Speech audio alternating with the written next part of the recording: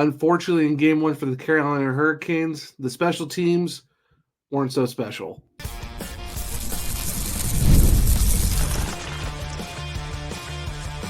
You're Locked On Hurricanes, your daily podcast on the Carolina Hurricanes, part of the Locked On Podcast Network, your team every day.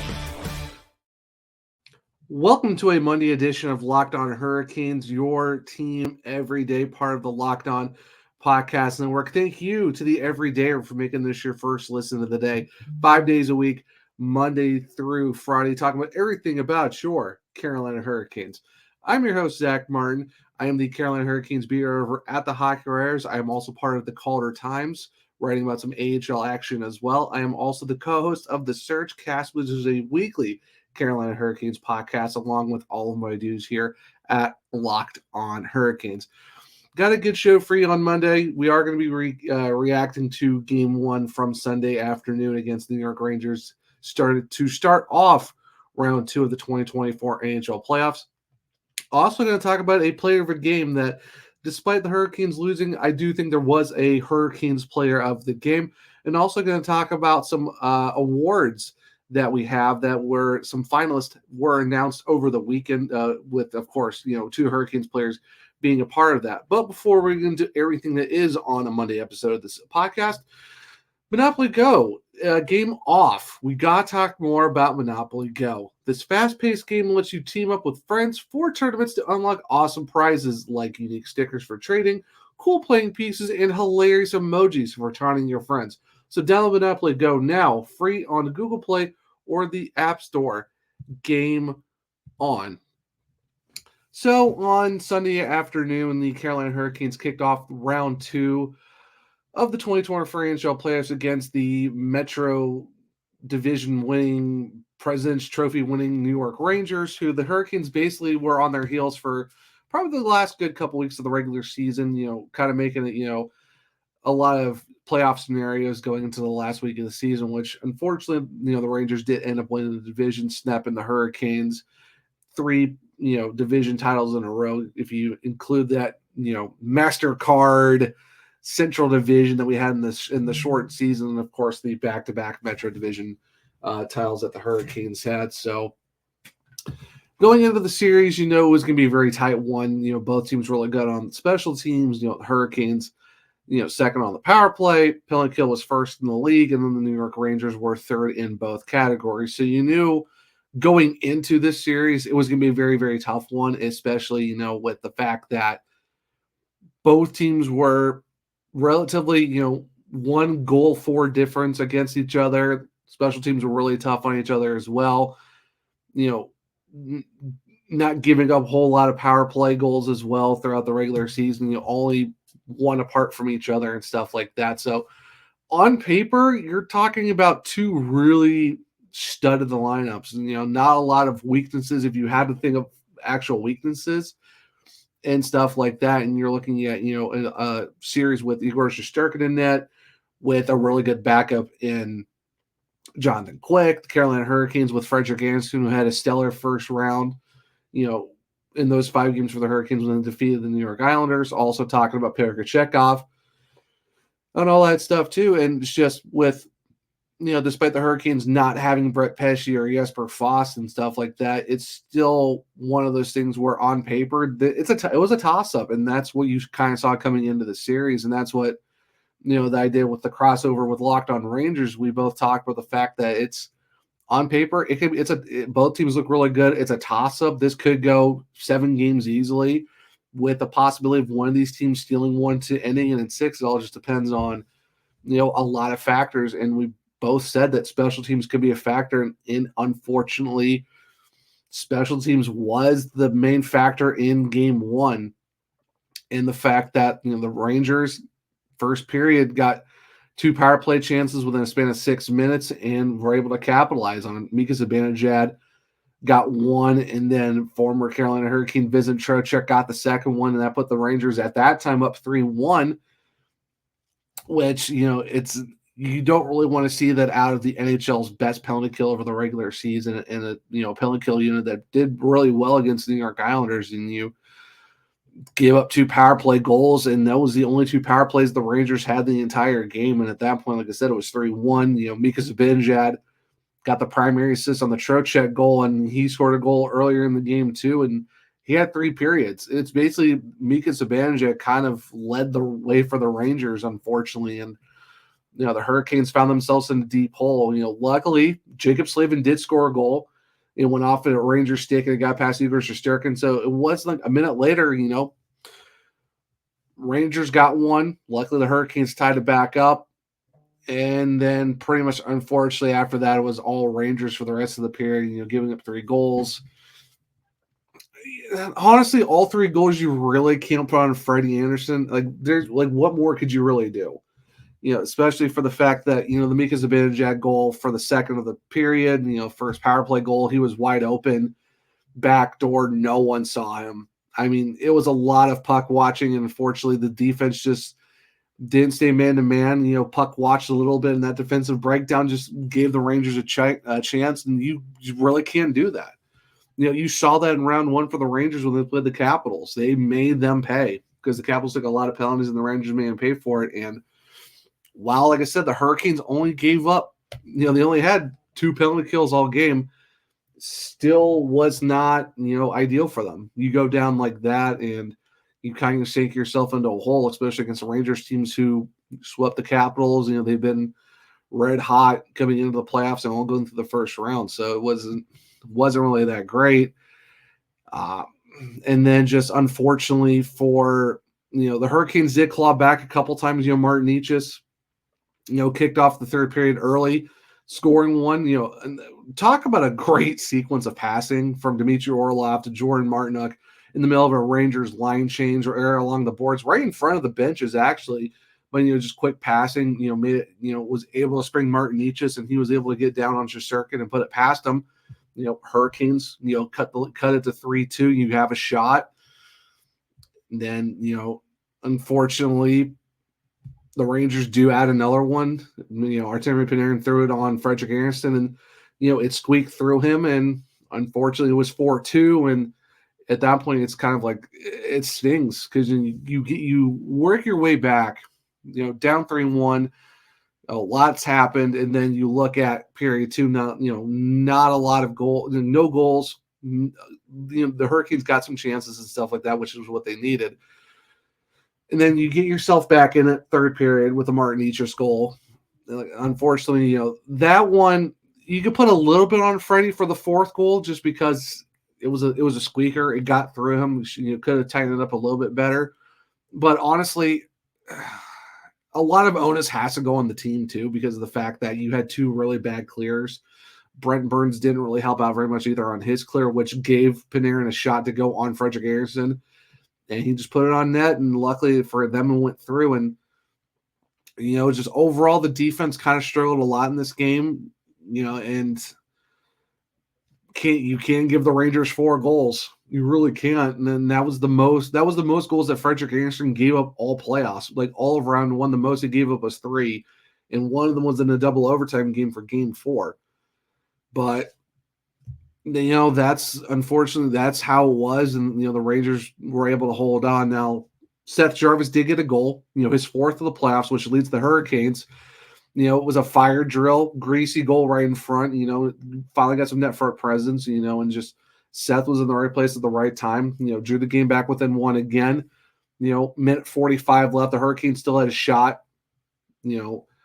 And just weren't able to capitalize. And that was especially, too, for the fact that you were ready to go on a power play with a minute, just with about 40 seconds left. And then, you pull Frederik Andersen. Okay, now you're looking at a 6-on-4. You really gave yourself a chance to do something. And unfortunately, Andrei Svechnikov got a tripping penalty like 3 seconds into the power play. You basically nullified that. You go to a 4-on-4 for a little bit. You go on a face-off, and now you have a modified 5-on-4 with an empty net. And in the end, it was just not enough. Came up short. I will say that there was no quit in the Hurricanes team. The Rangers played some solid defense that kept the Hurricanes to really low shooting attempts and stuff like that. But it was definitely a hard game. Like I said, they didn't really quit. but not chances were very limited and stuff like that. It's just those 3 goals in the first period, put you in a hole. You try to dig yourself out of it. Both those goals came on the 2 goals came on the power play, which you really can't do. You can't give that team opportunities, and they unfortunately took it. And, penalty kill goes 0 for 2 in the game. And like I said, you try to come back. You dug deep, got within 1 goal twice, just fell short. And then you really can't. That's a game where you can't let Igor Shesterkin take over and limit you as well. Even though he did give up 3 and stuff like that. And what really hurts in talking about special teams is the fact that the Hurricanes, which you didn't really see a whole lot of in the regular season, the Hurricanes had more power play opportunities than the Rangers. And unfortunately, you can't go 0 for 5. Now, granted, the last one to make it 5 only lasted about 5 seconds. So really, you didn't really have a power play to think of, but still, you wasted a power play opportunity, on a penalty on the offensive zone draw that you really didn't need. And man, it seemed like the refs were really trying to keep this one in check, because you could tell early, first 10 minutes, there was a lot of scrums, a lot of helmets getting ripped off, a lot of barking at each other, offsetting roughing penalties from, Trouba and Svechnikov. Tony DeAngelo gets a penalty, even though they originally called it on Martin Necas, and that turned into a whole thing. It's just, you could just tell the refs were really trying to limit the, chirping, hopefully they try to get the tempers down and stuff like that. And, the Hurricanes were able to get a bunch of power plays. Like I said, you get 5, but you score none on them. You really can't do that, especially having the second best power play in the NHL the regular season, and you go goose-egged, for 5 opportunities, really 4, because like I said, that last one is what it is. But yeah, you put yourself in a bad spot, and and I talk about it during the regular season too. You look at how you want to look at as a special teams plus minus. Are you scoring in your opportunities, and are you stopping the other team? And unfortunately for the Hurricanes, today was it was a -7. It was a -7 on special teams. You give up 2 power play goals on both opportunities that they had. You get 5 chances and you score on none of them. And there was a couple times we had a combined 3 goals on 2 opportunities. I would say even 3 opportunities then, because like I said, with that penalty, you nullified that super quick. So you had like 3 shots on 3 opportunities. You really can't do that.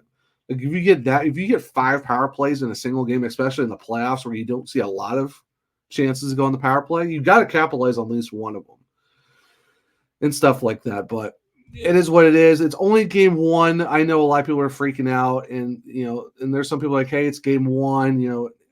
We've seen the Hurricanes turn it on and come back, and they will. I know they will. Like, we all know this. The Hurricanes aren't going to just lie down and just take it. So, I know a lot of people are nervous, frustrated. I get that. It is what it is. That playoff hockey, man, it goes up to the next level. But just relax. It's going to be all right. We got game 2 on Tuesday. Tomorrow. At Madison Square Garden. Hopefully, the Hurricanes come back, play 60 minutes of Hurricanes hockey, not playing a chase game like they did against the Rangers, because it seemed like they were almost playing the Rangers game for the most part. Overall through the game, they got better and better, but unfortunately, you just can't do that. So hopefully, in game 2, they go back to Hurricanes hockey. You get 60 minutes of that, no slow starts. You don't give them a lot of opportunities. You shut it down on the penalty kill. Hopefully, you get some power plays. You capitalize on those opportunities and just go from there. So, unfortunately, game 1 didn't go the way for the Hurricanes. Like I said, they did crawl back in it. It's just, came up a little bit short and stuff like that. But despite the loss, I do think there was a Hurricanes player of the game. And we'll talk about that here in a second on a Monday edition of Locked On Hurricanes. Passion, drive, and patience. The formula for winning championships is also what keeps your ride or die alive. eBay Motors has everything you need to maintain your vehicle and level it up to peak performance. Superchargers, roof racks, exhaust kits, LED lights, and more. Whether you're into speed, power, or style, eBay Motors has you covered. With over 122 million parts for your number 1 ride or die, you always find exactly what you're looking for. And with eBay Guaranteed Fit, your part is guaranteed to fit your ride every time or your money back. Because with eBay Motors, you're burning rubber, not cash. With all the parts you need at the prices you want, it's easy to make your car the MVP and bring home huge wins. Keep your ride or die alive at ebaymotors.com. Eligible items only. Exclusions apply. eBay guarantee fee only available to U.S. customers. Welcome to segment 2 of Locked On Hurricanes, your team every day. So like I said at the end of segment 1, there is a player of the game for the Carolina Hurricanes. I do think that had an overall good game despite, the loss to the New York Rangers 4-3 on Sunday afternoon. And, some people could say it could be Jacob Slavin as he scored a goal.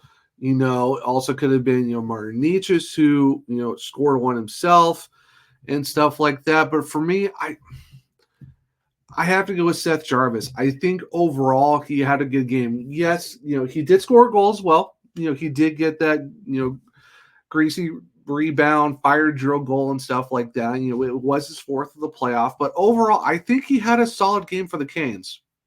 You look at, Hockey Stack Card and stuff like that.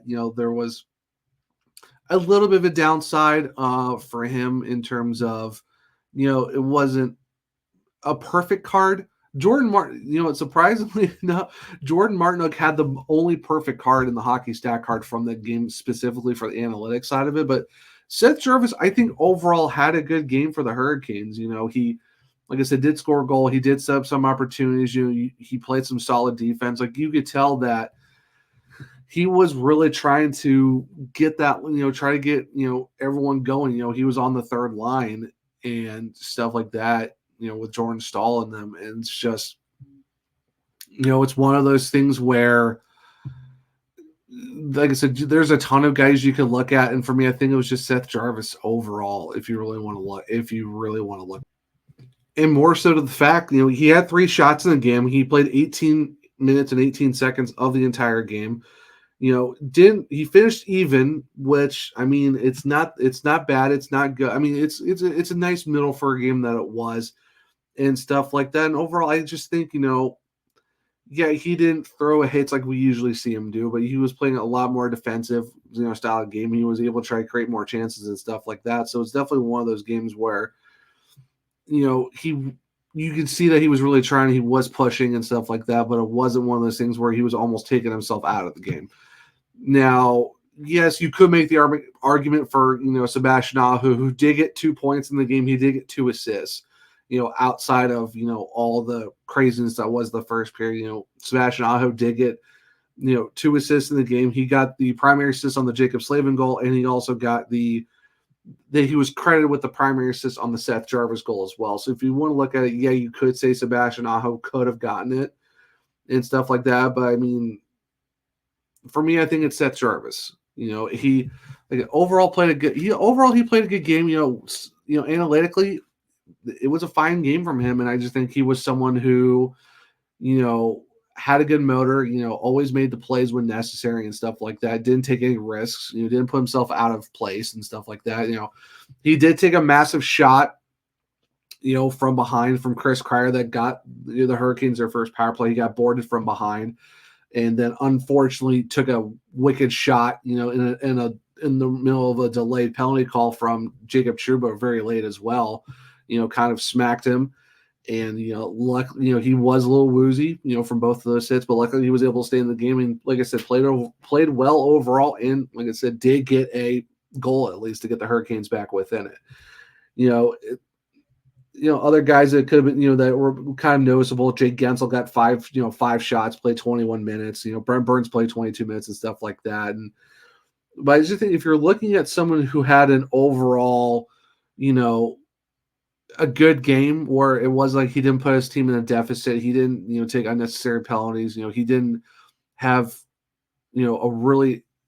a bad overall game. He unfortunately, was the one that didn't pick up Mika Zibanejad on the second goal on Mika's, second goal of the game, which is unfortunate. I think that's the only real blemish, but I mean, overall, I think he's someone who, did the job for the most part. He was trying to spring a lot of chances for his line, trying to spring chances for the Hurricanes on the power play. It just didn't really work out too well. So I think in the end, just kind of like, that's the guy I'm kind of looking at as a, yes, it wasn't Sebastian Aho's 2 assists or, all the shots that you saw from Jake Gensel and, time on ice, but I think just an overall nucleus of a game or a complex of a game in general where you're trying to do your job, it just didn't work out, but you were significant and you did capitalize on a goal, still lead the team in goals for the playoffs and stuff like that. I think Seth Jarvis was that guy.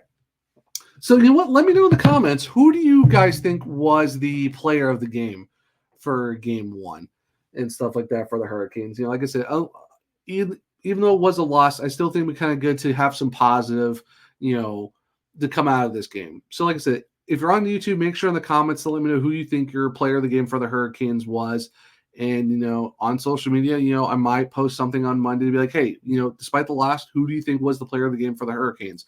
So let me know, you know, in the comment section, you know, like I said, I'm here on YouTube or on social media, mainly Twitter. You know, let me know who you thought the Hurricanes player of the game was, because I would like to see who everyone thinks it was and all that stuff. So we are going to talk about, you know, the finalist awards that were announced over the weekend, talking about the Lady Byng and the Frank J. Selke trophies as well, because I think there's two significant Hurricanes players that, you know, more so deservedly should have been named finalists and were named finalists. And we're going to talk about that right here in a second on a Monday edition of Locked On Hurricanes. All right, game off. We got to pause here to talk more about Monopoly Go. I know what you're saying. Flag on the play. You already talked about that. But there's just so much good stuff in this game. In Monopoly Go, you can team up with friends for timed tournaments where you work together to build up each other's boards. The more you win together, the more awesome prizes you unlock. And there's just so much to get. Unique stickers you can trade with friends to complete albums for big prizes, cool new playing pieces to travel the boards with, and hilarious emojis for taunting friends when you smash their buildings or heist their vaults.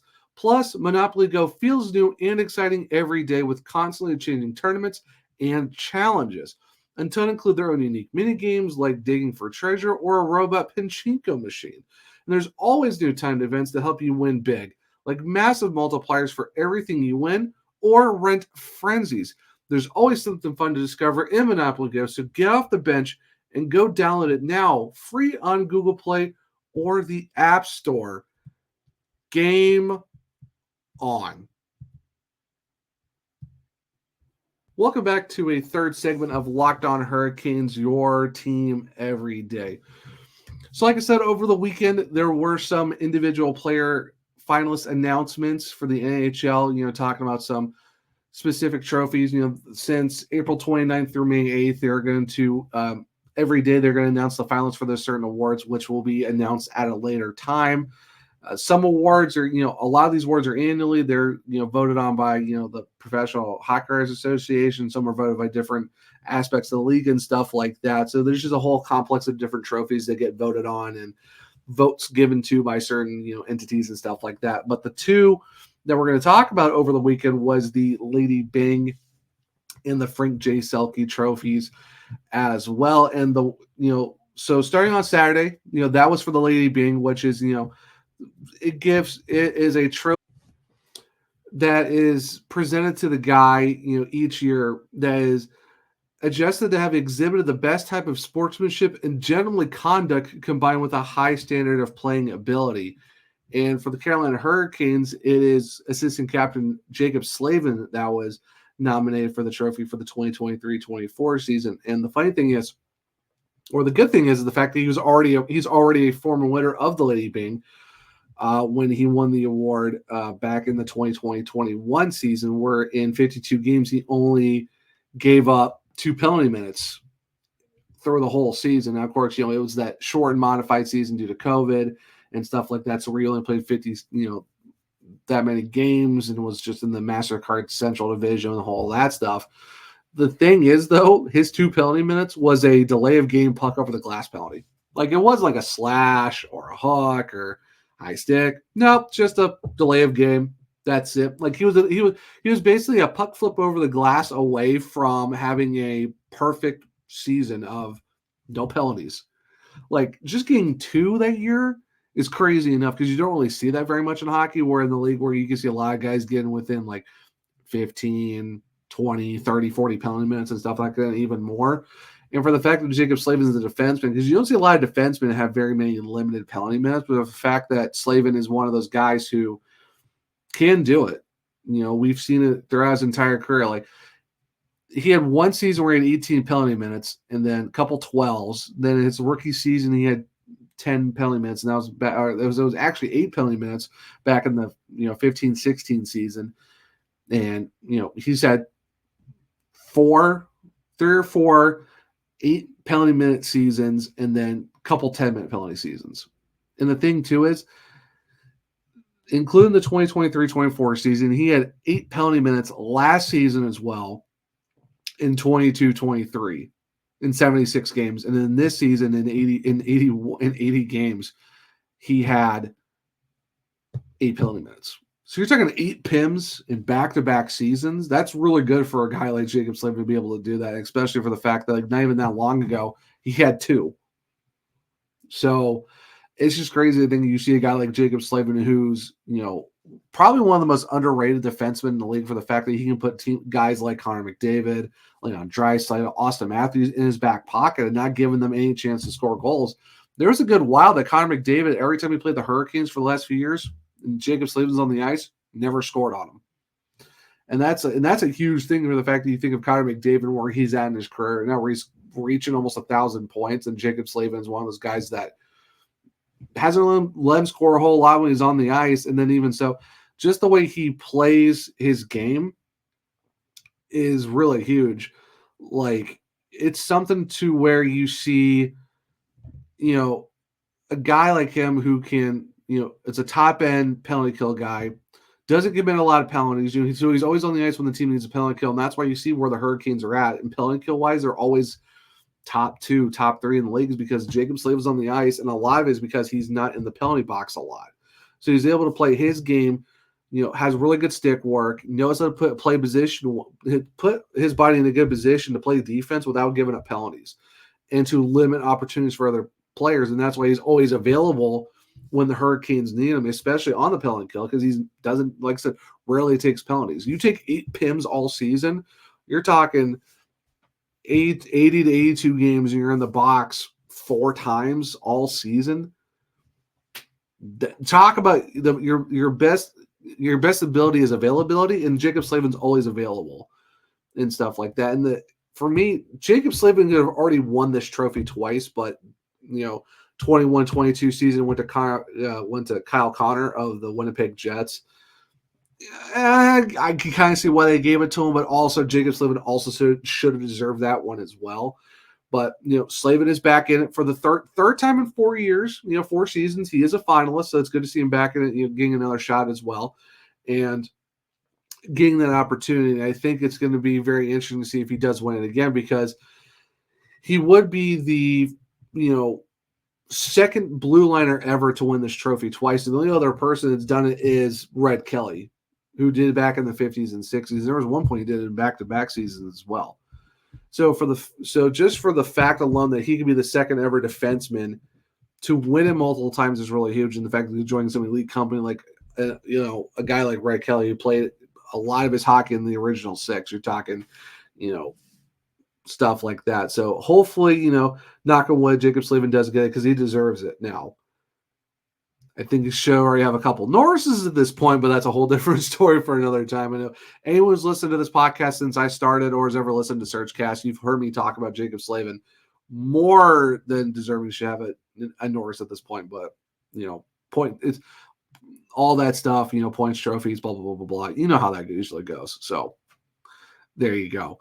So the other trophy that was announced was on Sunday afternoon. That was for the Frank J. Selke Trophy, and this one is given annually to the forward who demonstrates the most skill in the defensive component of the game. And this one's actually selected by the poll of the Professional Hockey Writers Association following the regular season. So with this one, it's really good to see that Jordan Staal was actually given the nod for this one, and you love to see it for him, because the fact that it's crazy for the fact that Jordan Staal is the first Hurricanes player to be named a finalist since Rod Brind'Amour did it back in 2006-07, and that's the year that Rod won it. And that was the second time where he won it in back-to-back seasons for the Selke, which that's high praise. that's a lot that your now head coach has already won it, and he's won it twice in back-to-back seasons. So it's good to see that the Carolina Hurricanes forward has, got nominated, not really nominated, but named a finalist for the first time since 2007. So you're talking 17 years where you're waiting for someone to get, named a finalist for this award. And it's good to see that Jordan Staal's finally getting that recognition because he finished fourth last season. The only other time he was, put up for the Selke was back in the 2009-10 season where he finished third. Of course, the winner of that year was Pavel Datsyuk of the Detroit Red Wings. So, it's been a while, since he's even been named a finalist, and now the fact that he's done it this year, which is, really high. It's good to see that he's finally getting that recognition for how his game is, because you can see that he's one of those guys that everyone around the league knows that he's very hard to play against, especially on the faceoff dot. So for him to get that, that nod, it's really good to see, and the fact that he more so deserves it than anything like that. So hopefully, that he would be able to get a chance to win it, because, like I said, him and Slavin, both those guys definitely deserve, being able to get those, rewards, and, finally seeing some guys within the Carolina organization being able to win the awards that they more so deserve than anything else like that. So congrats to Jacob Slavin and Jordan Staal for, being nominated for the Lady Byng and also the Frank J. Selke trophies and stuff like that. So it'll be very, very interesting to see when those awards do finally get announced and who the winners, and hopefully, cross fingers, those guys are ones that will do it. But that will wrap up a Monday edition of Locked On Hurricanes. Thank you to the Everydayer, like I said, as always, to making this your first listen today. I hope everyone enjoyed this episode. If you want to follow me, I'm at OneTrueZach on Twitter. Also, if you want to check out the podcast, it's LO_Hurricanes. I do have a link to in my bio where you can find all my articles over at the Hockey Writers, also at the Calder Times as well. And that's where you can find links to listen to the podcast in the YouTube channel for my other show, The Surgecast, and also where you listen to this show and all podcasts for Locked On Hurricanes in the YouTube as well. And if you're on the YouTube version, make sure to subscribe, hit the bell notification so you don't miss an episode, and also hit the like button to let me know if you guys enjoyed the show. Like I said, leave some comments on who you think the player of the game should be for Game 1 for the Carolina Hurricanes. If you do subscribe, make sure to share it to all other Caniacs and Everydayers that you know, because I want to try to get to this channel to 1,000 subscribers. And if we do, might do something really cool for you guys. But like I said, that'll wrap this episode. Hope everyone enjoyed it. Hope everyone has a great rest of their Monday. And until next time, guys, as always, let's go Canes.